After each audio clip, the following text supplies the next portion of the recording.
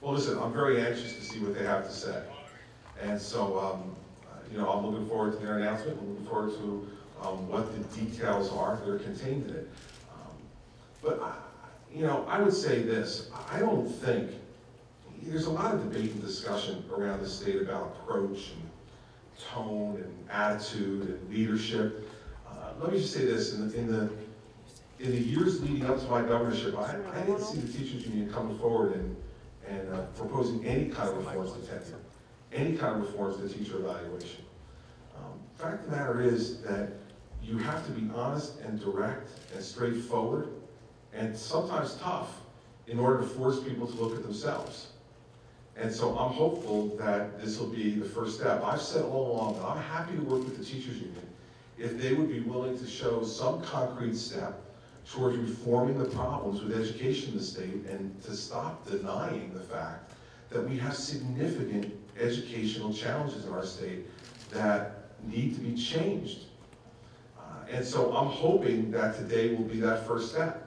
If it is, if these are constructive, meaningful changes and not just cosmetic ones, then I'm happy to sit down and work with the teachers union and try to come up with something this year coming up that makes sense to change the educational process. We've made a number of proposals, as you know, at the end of September to significantly change the way we operate the public school business in New Jersey. I have an Educator Effectiveness Task Force made up of teachers, superintendents from both the public and private parochial realm that are working right now to come up with suggestions as well that they'll come back to me by March 1st. Hopefully we can take whatever the teachers union is proposing, if it's constructive and meaningful, along with what we're going to come forward with in this task force and any other ideas that legislators have on either side of the aisle, and come forward with something which is going to do two things. First of all, acknowledge that the public education system in New Jersey for many children is broken. That we have 104,000 children trapped in 205 chronically failing schools.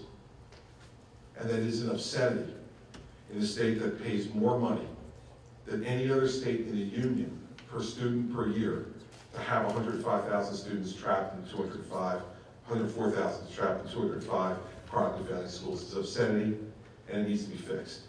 Secondly, I hope that what this will acknowledge is that there are meaningful reforms that can and should be done that place the interests of our educational system and its results ahead of the interests of the adults who run it.